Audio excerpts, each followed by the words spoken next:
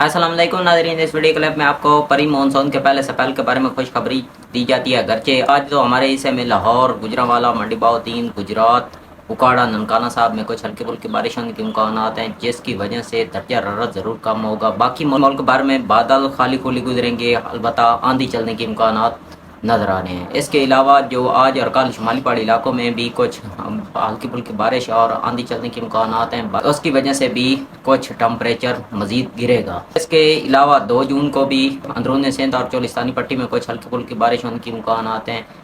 3 اور 4 جون کو ایک بار سے سپیل پری مونسون کا آ رہا ہے ملک کے اکثر علاقوں میں، تو اس کے ہی کچھ تفصیل یوں ہے کہ پٹھوار ریجن، شمالی پہاڑی علاقوں، رائے زون کے علاقے، وسطی پنجاب کے علاقے، تو یہاں پر کچھ بارش ہونے کے امکانات ہیں، بلکہ یہ بارش تفصیلاً بتائیں تو جنگ، سرگودا، فیصل آباد، چنیوٹ، تو یہاں پر کچھ یعنی تقریباً 15 سے 20 ملی میٹر تک بارش ہونے کے امکانات ہیں۔